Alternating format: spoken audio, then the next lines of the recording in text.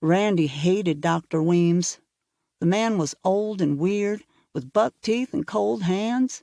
He had all sorts of nasty-looking things in jars in his office. And on the walls, he had framed black-and-white photos showing a variety of dreadful, bizarre scientific experiments. A terrified infant monkey clinging to a wire mesh mother. A prison inmate handcuffed to a chair with his mouth open in a silent scream as a doctor dropped some kind of fluid into the prisoner's eye. A pair of Japanese doctors, World War II, Randy guessed, operating on a visibly awake Chinese woman whose mouth was twisted in agony. Dr. Weems led the twins into his examination room. He sat Robert on the table while Randy stood against the wall.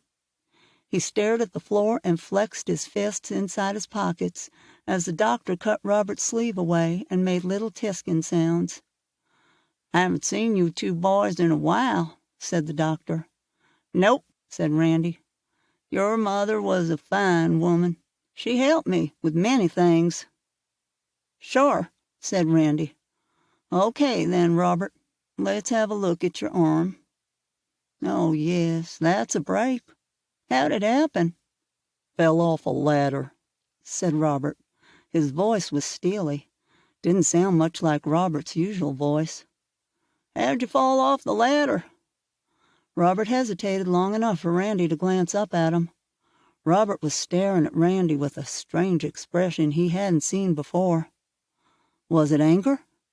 Pity? Both? It made Randy shiver. Then Robert looked away and said, "I just did."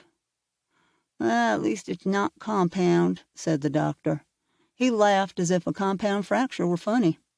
Then he went about probing and pushing while Robert grunted with the pain and Randy stared at the floor. Being near Dr. Weems made him feel like he was going to puke. "I'll be in the hall," Randy said. "Let me know when you're done." The hallway was filled with wheelchairs and stretchers, most occupied, others empty. Some of the old people were asleep. Others stared helplessly at their hands. A man on a wheeled walker moved in Randy's direction, as if he wanted to talk. The last thing he wanted to do was talk. He could go outside, but there was some kind of birthday party going on. He could see the red and pink balloons through the glass of the front doors. Find some place to wait, he thought. He moved down the hall a short distance, passing Dr. Weems' office. The door stood open. He could see the hideous shadowy jars on the shelves and the framed experiment photos on the walls.